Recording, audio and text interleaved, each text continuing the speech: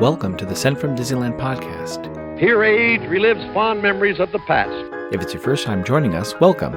On this episode, we'll take a journey into the past and explore Disneyland and Disneyland history with mementos, snapshots, and postcards sent from Disneyland from 1955 to the present. Today, I'm starting off by thanking my patrons from patreon.com. You can join and receive mail from my desk or from my Disneyland trips. Special thanks to Random Olive, the first patron to this podcast, and to the e-ticket patrons Tania, Eric Daniels, Joe Gamble, Scott Booker, Monica Seitz Vega, Russ Romano, Michael and Christina Cross, Scott Cagle, and Sheila Harry. C-ticket patrons Serious Inquiries Only, Debbie Weinstein, Jennifer Schneep, Grace Coate, Ben and Noel Bruning, Patty Wolin, Angela Reynolds, and Aaron Moran. B-ticket patrons The Disney Rewind Podcast, Jeff and Paige Orton, and Joshua, and Exorable Tosh Bell. And the A-ticket patrons, Elise Sharp, Zealot Infinity, Alexis Robles, Maggie and Henry Byers, Angel DeBlois, and the All Aboard podcast. You can also sign up for my new newsletter for a chance to get some postcards delivered by the USPS to your mailbox. I am your host, your post-host Clocky, and today we have 2 postcards sent from Disneyland.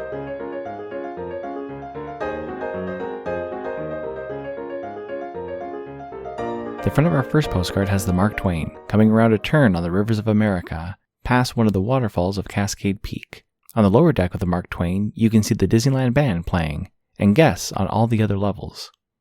On the back it reads, Mark Twain. The stately Mark Twain stern-wheel steamboat cruises past Cascade Mountain Waterfall on a journey along Frontierland's rivers of America.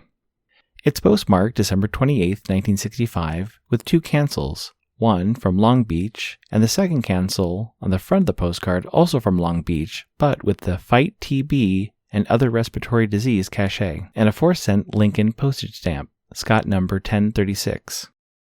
I assume they visited the park on Monday, December 27th, 1965, when park hours were from 9 a.m. to 10 p.m. The weather was a high of 68 and a low of 42. Park attendance that day was 31,254. It's addressed to Mr. and Mrs. H. Dale of Chicago, Illinois. It reads, Having a wonderful time. The weather is nice, sunny, but cool. Leaving for home Saturday. We'll see you Wednesday. Sincerely, Marie K. Since I'm on the road this weekend, I looked through a book I purchased at the Walt Disney Family Museum titled Walt's Pilgrimage, A Journey in the Life of Walter Elias Disney by Christopher W. Tremblay. Most of the book covers key locations Walt was known to have lived or visited and the significance of the location to Walt's life. The book is organized by state and even includes some of Walt's travels in Mexico and Canada. Using it this weekend as I traveled to Chicago, which has many locations which were significant to Walt's life. The first place listed in the Chicago area is Walt's birthplace. On December 5, 1901, Walt was born on the 2nd floor of a house in the Hermosa neighborhood of Chicago. Currently, the house is being restored and made into a center for early childhood creativity and innovation. It's not currently open to the public, but I'm going to try to get over to the neighborhood to see the house in person. The house was designed by Flora, Walt's mother, and built by Elias, Walt's father, in 1892, and the family moved into the house in early 1893. Just under 100 years later, in 1991, the city of Chicago attempted to designate the house as a landmark with historical significance. The property owner fought against this designation and won. Hopefully, once the house is restored, then it will be made into the historical landmark it is. The next place listed is the St. Paul Congregational Church. Although it has changed names, the church was where Walt was baptized, and the pastor, Walter Parr, was a friend of the Disney family and Walt's namesake. Since the church is in walking distance from the birthplace of Walt, I'll probably stop by there as well. Great news, Enfield Post is back up on Etsy. Grabbing some vintage stamps is a great way to plus your mail, whether you're trying to match the color of your postcard or envelope, or adding a themed stamp to the back of your mail. Be sure to check out Enfield Post. You can head over to EnfieldPost.com and explore all the different vintage stamps you can use on your next card or letter. That's ENFIELDPOST on Instagram and EnfieldPost.com for your wedding and vintage postage needs. Enfield Post is the official postage stamp sponsor of the Sent from Disneyland podcast.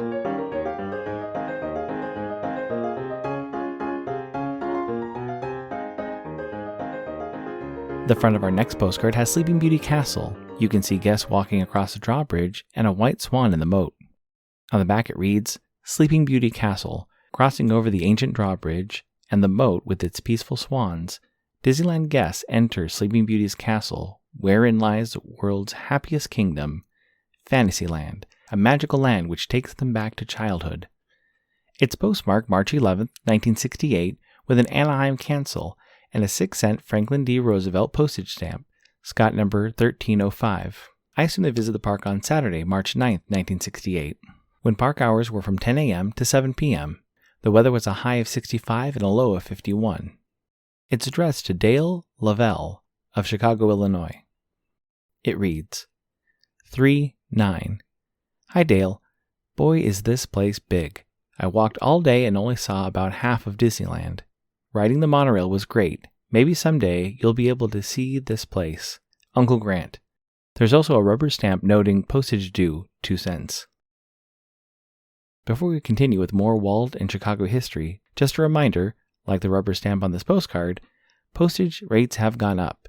If you have forever stamps, you're fine, but if you use vintage postage, add a few extra cents to your postage calculation. Walt left Chicago with his family around the age of 4, moving to Marceline, Missouri, and Kansas City. The Disney family returned to Chicago in 1917, when Elias purchased stock in the Ozell Company. Walt worked at the factory which made jellies and juices, cleaning and capping jars, making boxes, and other manual labor around the plant. This was all while attending McKinley High School. He only attended the high school for 1 year and didn't graduate.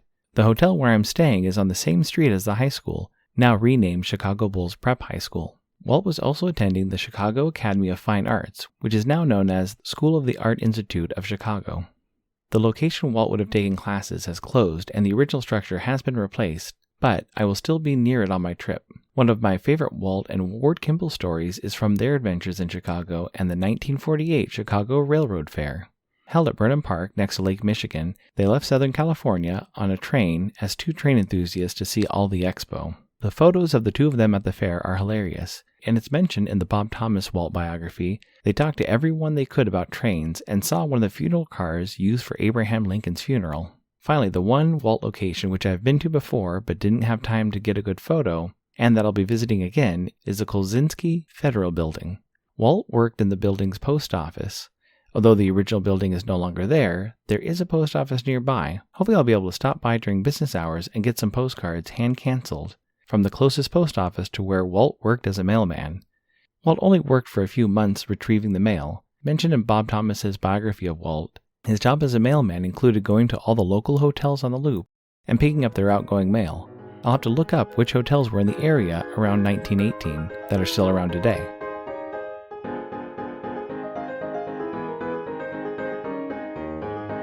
This incoming postcard is sponsored by the Art Throwdown. Art Throwdown, or ATD, is an online craft hour on Instagram, starting at 9 p.m. Eastern, 6 Pacific. Be sure to check out Monday's ATD, which is usually hosted by paper artist Russ Romano. I've seen many amazing art projects, learned about awesome postmarks, postage stamp history, and a lot more on different episodes. It's great to stop in for an hour to watch someone craft or design something unique. Each host brings something a little different to each show. I'll list some of the regular hosts, or you can follow Russ Romano 2021 on Instagram.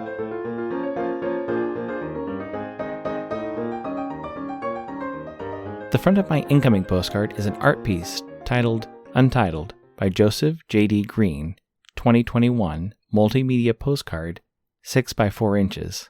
The artwork looks to be a line drawing with some other paint mediums. It's postmarked July 15th, 2023 with a San Francisco cancel and 3 postage stamps, a 29-cent black neck crane postage stamp, Scott number 2867, a 22-cent Pan American Games, Indianapolis, 1987 postage stamp, Scott number 2247, and a 15-cent Helen Keller and Sullivan postage stamp, Scott number 1824. It reads, Hello, my first Disneyland trip was when I was 27. I was too young to go with my family when they went 25 years earlier. Cheers, Gina. Thank you so much for the postcard, Gina. I received this postcard through Postcrossing, and as I always do, I asked if it was okay to share this postcard, and Gina requested that I specifically mention the art and artist featured on the front of this postcard. I'll put a link in the show notes to Joseph J.D. Green's page on creativityexplore.org. I'm always so amazed on how long it takes individuals to make it to Disneyland. It's great to see kids wearing first-time buttons, as well as adults and grandparents going with their kids for the first time. Thanks for listening to Sent from Disneyland. If you enjoyed this podcast, please subscribe and tell your friends. It would be awesome to share your favorite episode. There are over 100 episodes to choose from. It would also help to leave a 5-star rating and comment on whatever podcast platform you use. If you'd like to support the show financially, please check out our Patreon page at patreon.com/SentFromDisneyland. You can find me on Instagram and Facebook at Sent from Disneyland, or on Twitter at Sent from Disney.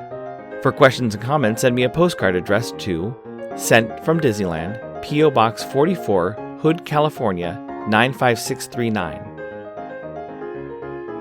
This podcast is not affiliated with Disney, the United States Postal Service, or any post office or Disney properties. Opinions expressed on this podcast belong to its host and guest of the Sent from Disneyland podcast.